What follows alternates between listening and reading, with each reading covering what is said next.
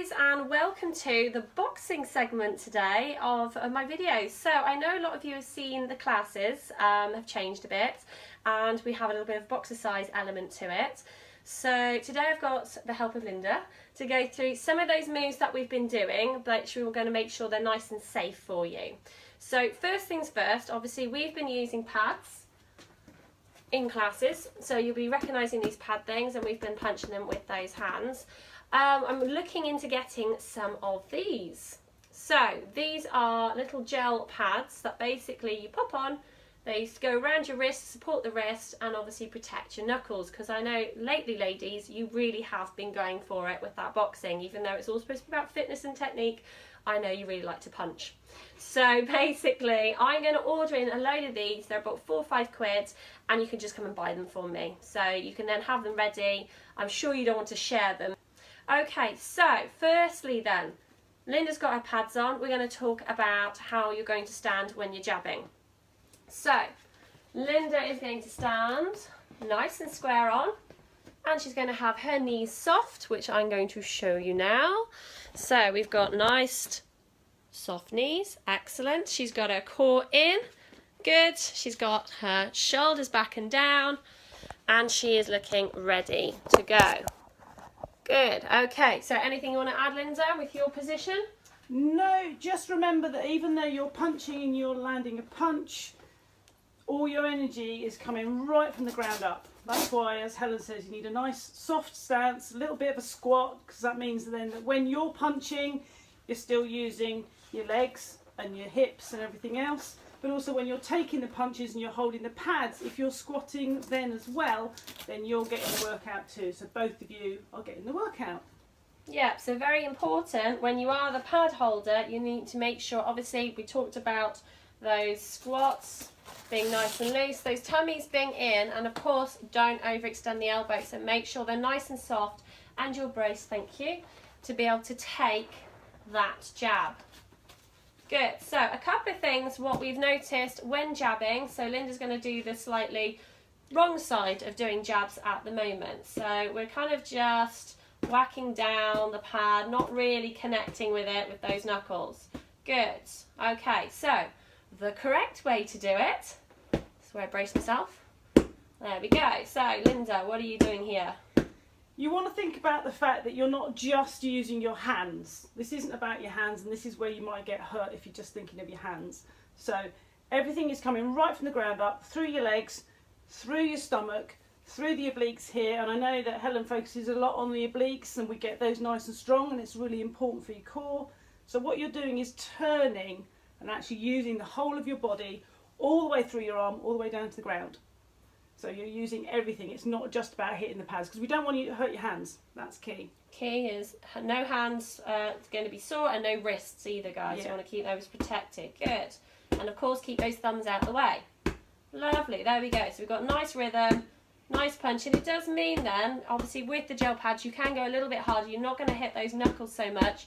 But it does mean obviously that those people who are going to be the pad holders, double check with them that they're happy, because obviously it is taking a bit of force there, and that's why you've just got to keep core in, knees soft, and really build up into that. Good. So next one is those hooks. So again, a couple of issues we've seen recently. Good. Okay, so I don't know if you can see this. Linda's not really hitting the pad with her knuckles. It's kind of more fingers. Okay, so again, that can hurt you by hands coming back. You can do a little bit of damage there. So let's go for a proper one. There we go. Good. Nice slow motion one here. You can see that she's really swiveling on it. Well, you can't see, but she's swiveling on her toes and pivoting round. Good. Using the hips as well as the arms. Good. Anything else, Linda? The other key thing is when you're the pad holder is where to hold the pads. So you do need to have them, and what I've explained to a couple of people is pretend you're going to give someone a big hug. You're going to go in for a hug. Exactly. You need to hold them so that they are nice and parallel to the ground, so that as you're landing the hook, that you're taking it literally as if it's parallel to the ground. So when you're holding the pads, you're just going in for a big hug, so that it's nice and straightforward to actually land those punches. No floppy wrists when you're holding the pads. No kind of randomly up here or down there, because you'll hurt, again, that'll hurt your wrists. So going in for a hug, basically. Is nice and solid, so we're you know, we're huggers, not fighters. You're going in for a hug. Good, okay, so then the other one we've been doing is the uppercut. So again, some of the ones that we've been seeing is, this is a classic example. We're kind of punching. I don't really know why or how, but we are punching straight up. I think we're thinking of speedball. Yeah, you know, those speedball, those balls that you're going to hit. So instead, we're going to go nice low. You're aiming your knuckles, sadly, for your pad holder's chin or face. That you want to be that way round, not knuckles forward, knuckles towards them. So you're curving upwards as if you're heading for the chin, but you're curving it upwards. And again, you're taking it all the way from the ground. Yeah, when you're driving that hip, you can see, driving up, good. Excellent, and again, pad holders, you've got to put a little bit of force down here.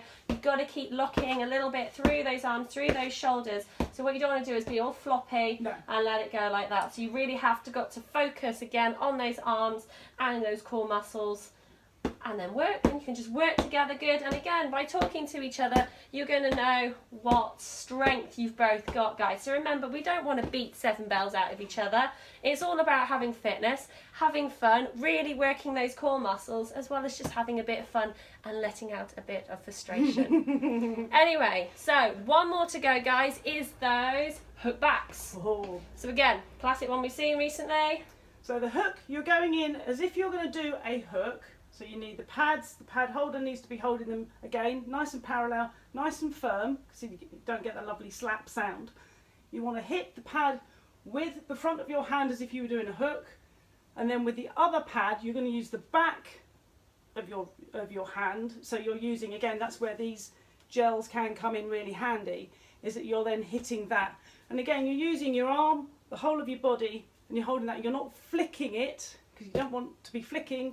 You're holding that nice and strong and hitting it with the back. So you're going forwards, back, and then again with the other hand, forwards, back. So you get that nice sound. You it's can quite go rhythmic. I quite like this one. You can go as slow as you want because you're thinking about your technique. Or once you get your technique sorted, you can get a really nice rhythm going. And if you've got a nice tune going in the background, you can really work with this one. And I like to think the tunes are pretty good at the moment in class. I think they're nice motivators. Keep you punching, guys. And this is a really good one for the person that's holding your pads as well. Yeah, because you've got to have, it's quite a good upper body workout there. So, have we seen anything a bit dodgy about these ones? I think I've seen a lot of red backs of the hands, which I think people are just probably going in for a little bit too heavy-handed. Yeah, going it too hard. As again, it's all about what is going on all the way through the body. It's not just landing it with your hands and your knuckles. That is what's going to make it hurt. What Helen's class is about working the whole of the body, not just how hard you're actually landing that punch on the pad. So that part of it, you don't really want to be landing it really heavy. It's the technique.